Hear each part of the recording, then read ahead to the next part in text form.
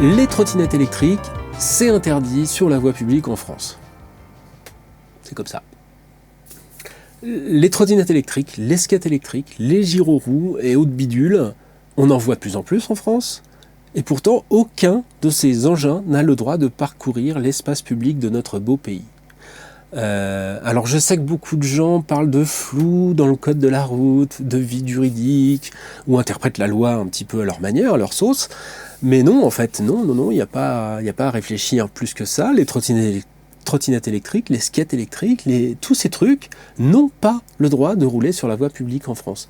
Pas plus sur les trottoirs, évidemment, pas plus sur les pistes cyclables ou sur la chaussée au milieu des voitures. C'est interdit. C'est possible de pratiquer ces engins sur des voies privées, c'est-à-dire sur des parkings, sur des chemins, en forêt, que sais-je, dans votre salon. Mais à partir du moment où on partage l'espace avec du public, c'est interdit. Point final. Voilà. Alors en fait, les utilisateurs, dont moi, comme les vendeurs, comme les entreprises de free floating, comme la plupart des politiques également, ils voient dans l'absence de précision du code de la route une faille juridique qui autoriserait plus ou moins la circulation de ces engins. Ils oublient juste comment ça fonctionne en fait le code. Le code ne liste pas précisément tous les véhicules interdits, parce que la liste serait longue. Il précise au contraire tous les véhicules qui sont autorisés à rouler et où ils peuvent rouler. Comprenez bien que si on devait modifier le code à chaque fois qu'un nouveau véhicule apparaissait, on finirait jamais de modifier le code. Il y en a tous les jours des nouveaux véhicules qui apparaissent. Donc en fait, c'est pas comme ça que ça marche, c'est l'inverse. On dit ce qui a le droit de rouler, et tout ce qui n'est pas précisé comme ayant le droit de rouler, n'a pas le droit de rouler. C'est ça le code de la route. Si moi demain j'achetais un véhicule, une voiture, et que je lui collais des chenilles de tank, voilà. C'est listé nulle part dans le code de la route. Est-ce que ça veut dire que j'aurai le droit de rouler avec sur les Champs-Élysées ? Non. C'est comme les trottinettes électriques, c'est pas précisé, donc j'ai pas de vide juridique, j'ai juste pas le droit de rouler avec. Voilà. Donc les EDPM, c'est exactement le même cas de figure. Puisqu'ils ne sont pas définis par le code, ils n'ont pas d'existence légale, et par conséquent, ils n'ont pas le droit de rouler sur l'espace public. Voilà. Aujourd'hui en France, à ma connaissance, il y a 2 véhicules, et les 2 véhicules à moteur, non jouets, qui ont le droit de rouler dans l'espace public sans carte grise, donc sans plaque d'immatriculation, etc., etc. Le premier, c'est le Segway. Alors, je ne sais pas si vous voyez ce que c'est, le Segway, une sorte de gros overboard. C'est du Segway que sont nés les overboards, d'ailleurs, qui suit donc, pareil, vos mouvements. Vous penchez en avant pour avancer, vous reculez en vous penchant en arrière, etc., etc. Ce bidule, en France, c'est assimilé à un piéton. Il roule sur les trottoirs. Voilà, c'est ça, c'est un piéton. Alors, c'est une particularité qui est liée à son âge, apparu en 2001. Mais c'est aussi dû au fait que c'est un engin particulier. Il est très lourd d'abord, je crois que ça commence à 23 kg. C'est pas très rapide, c'est pas très nerveux, c'est assez encombrant, c'est très cher, ça commence à 3 000 €. Et ça fait autant d'éléments qui font que c'est jamais été un véhicule personnel en fait. C'est plutôt un engin de loisir si vous voulez.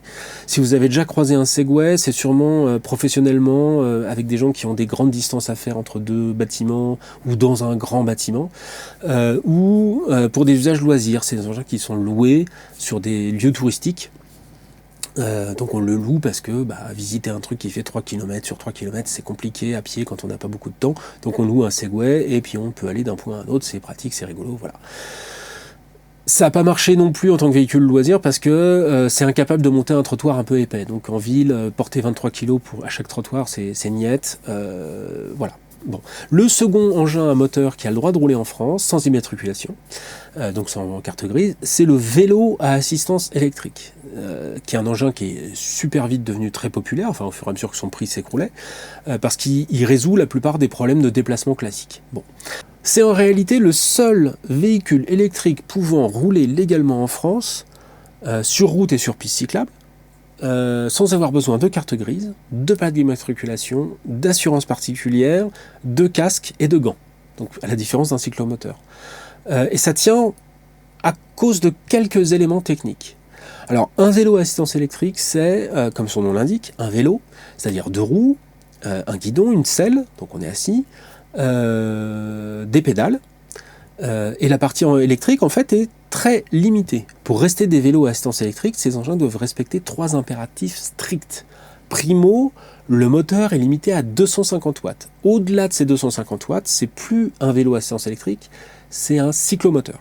260 watts, c'est un cyclomoteur. 250 watts, c'est un vélo à assistance électrique.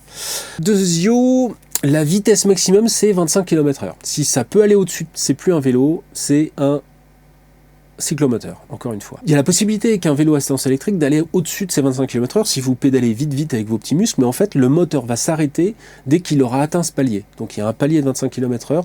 Au-delà de ce palier, c'est plus un vélo, c'est un cyclomoteur. Tertio, et c'est très important, l'activation du moteur ne fonctionne que si vous pédalez. Il n'y a pas un système de poignée de gaz, il n'y a pas une gâchette. Si vous pédalez, si vous avez un moteur musculaire, vous aurez l'aide d'un moteur électrique. Mais c'est pas possible de rester les deux pieds sur les côtés de vos pédales, d'attendre en poussant une gâchette pour avancer à 25 km/h. Encore une fois, si ça existe, s'il y a une manette de gaz, ça devient un cyclomoteur. Tout le reste est illégal. Alors les skates, les rollers, les trottinettes et autres, c'est considéré comme des piétons. Donc ils peuvent rouler sur les trottoirs. Bon, il y a des arrêtés municipaux pour dire où ils ont le droit de rouler, etc. Mais voilà, en gros, dans le code, c'est considéré comme des piétons. Mais dès que vous collez un moteur électrique là-dedans, ça devient interdit. Alors malgré tout, on voit des vendeurs qui ont pignon sur rue, qui proposent des trottinettes électriques. On voit des entreprises de free floating qui proposent des trottinettes électriques. Et il faut bien reconnaître qu'aujourd'hui, tout le monde peut rouler sagement sur la route, sur la piste cyclable, sans se faire embêter le moins du monde. Vous passez devant un quart de policiers en trottinette électrique, si vous êtes bien sur votre piste cyclable, personne ne va rien vous dire. Alors pourquoi tant de tolérance ? Eh bien ça, on en parle dans le prochain épisode. Salut !